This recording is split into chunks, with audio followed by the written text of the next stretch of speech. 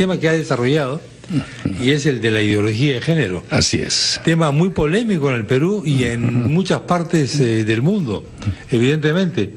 La ideología de género, evidentemente, es una teoría, es una ideología, es un conjunto de ideas, etcétera, de valores. Uno puede estar en desacuerdo con ellos, pero al mismo tiempo uno tiene que considerar la realidad de gente que dice: yo tengo cuerpo de hombre, pero quiero ser mujer. He nacido con un cerebro de mujer, que quiero ser mujer, o yo, etcétera, una gama de posibilidades que se presentan en la sociedad, más allá de que uno pueda discrepar de la llamada ideología de género. Ahí hay una contradicción. ¿Cómo se soluciona eso? No, yo creo que no hay una contradicción. Digamos, una cosa son las ideologías y otra los hechos. La humanidad siempre ha conocido unas ciertas variantes en el ejercicio de las posibilidades sexuales del ser humano. Siempre ha habido heterosexuales.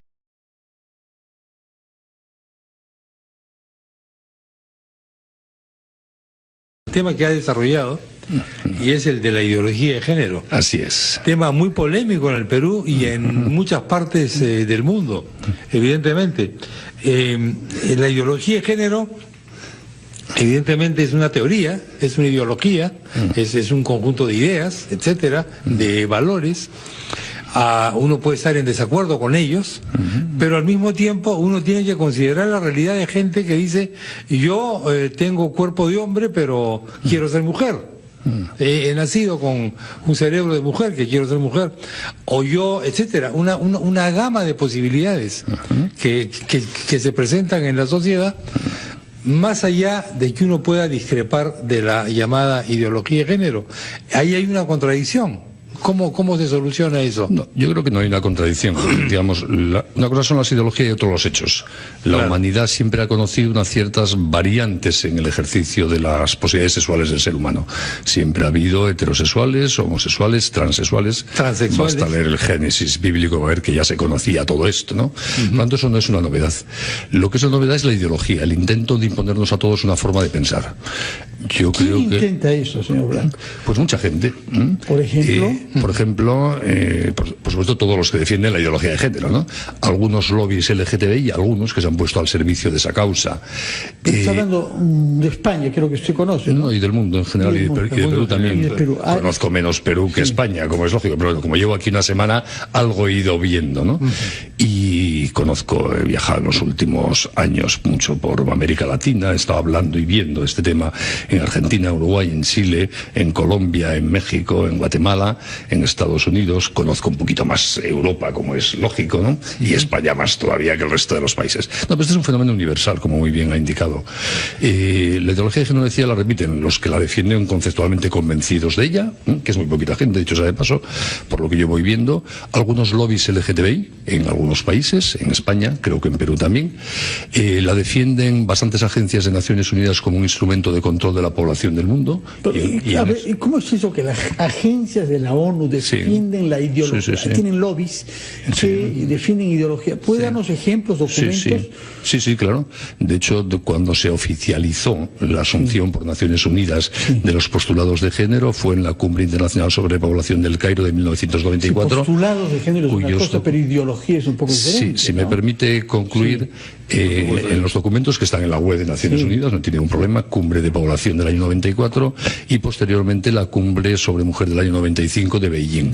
Y ahí se admiten los postulados de género entendidos como una visión de la sexualidad en la cual el ser humano no tiene naturalmente una sexualidad, sino la conforma con su libertad y por lo tanto la decisión que cada uno toma. Está diciendo que en la conferencia de Pekín se escribe que el ser humano no tiene por naturaleza un género, sino que solamente se conforma independientemente de la biología. Sí. ¿Eso dice el documento? Eso dice el documento y la aclaración que hizo a petición de parte de los asistentes a la hora de la votación la presidenta de la Asamblea cuando se le pidió que explicitase el significado del término género que aparecía tantas veces en los documentos. Ya venía ahora. Veo que vamos cambiando mucho de tema y me gustaría ir cerrando algunos si no les importa. No, pero está bien. Hay gente que piensa así. Sí. Y tiene derecho a pensar así y tiene derecho a expresarlo así. Pero usted ha dicho que tratan de imponerme ese punto de vista. Así es. ¿Cómo lo pueden lograr? Pues miren, le cuento el caso de España, si quiere, que es el que mejor conozco, ¿no? Por ejemplo, en España, en estos momentos, se están aprobando en todas las comunidades autónomas, que son las regiones españolas que tienen competencia en la materia, una serie de leyes.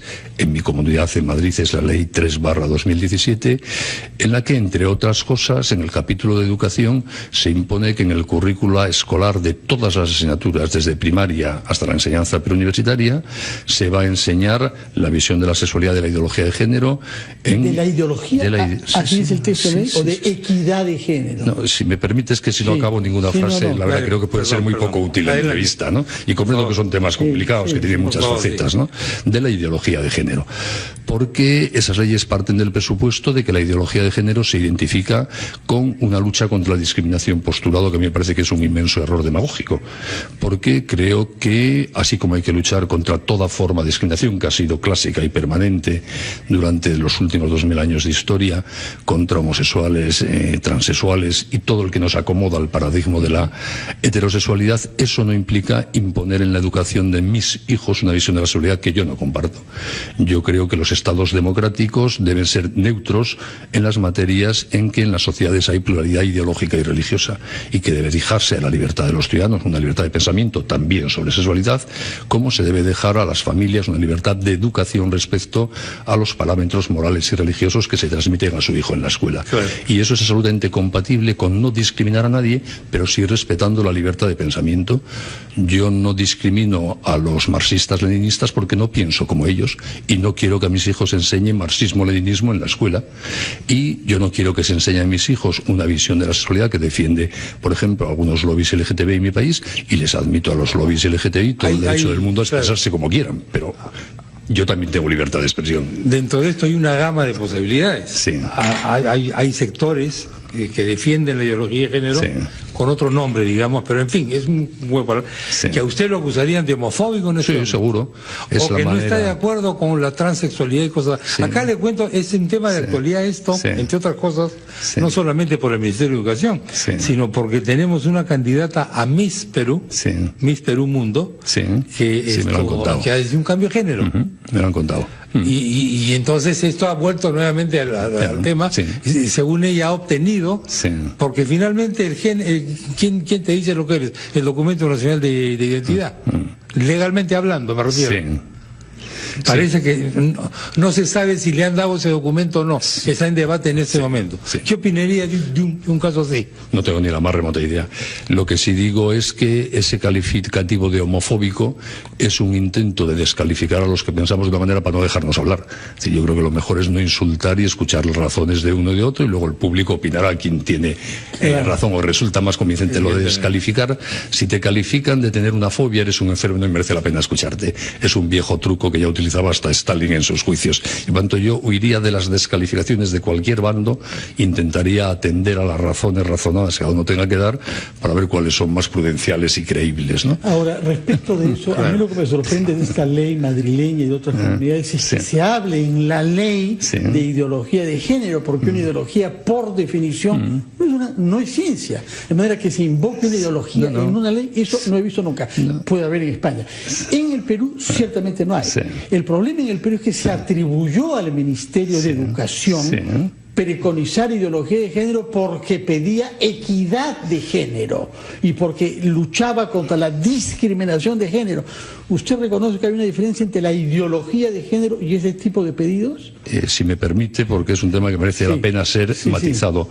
La ley española no dice que quiere imponer la ideología de género. La ley española lo que hace es definir en su artículo 2 todos los términos atinentes a la sexualidad humana de forma expresa para darles el contenido que le da la ideología de género. Y a partir de ese momento utiliza esa terminología en la ley con ese significado. Hay gente que dice, yo defiendo la equidad de género, y yo digo, diciendo eso está imponiendo la ideología de género. Otros no. Pero no tenemos por qué quedarnos con cómo se presenta cada uno. Porque también en esto funciona la publicidad, el marketing político. Nadie se presenta diciendo, quiero atentar contra tu libertad. La gente dice que te está intentando defender la justicia, la equidad, la no discriminación. Lo que hay que ver es si es verdad o mentira.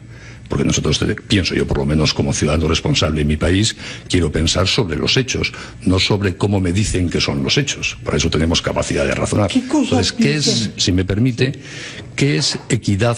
Llámese de género, no, que me gusta poco la palabra género porque ya supone una transmutación del significado tradicional de los términos. Género es un término gramatical.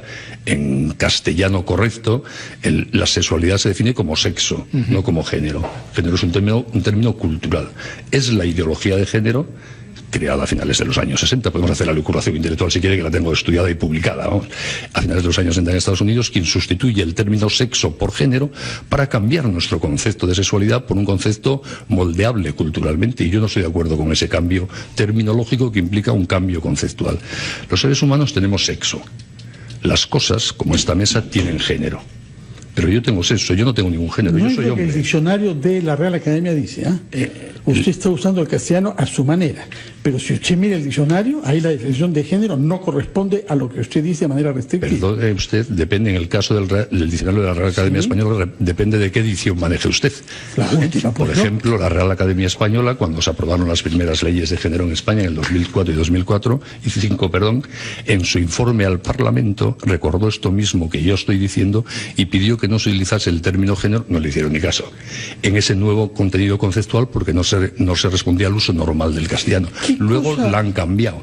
Señor Blanco, ¿me permite que acabe lo que estaba diciendo? Porque es que si no, nos perdemos completamente. Yo tengo sexo. Biológicamente, los miembros de la especie humana somos XX o XY. Y luego, en el terreno de la conducta sexual, de los afectos, de los sentimientos, hay una serie de variedades que siempre ha habido, que yo la respeto completamente.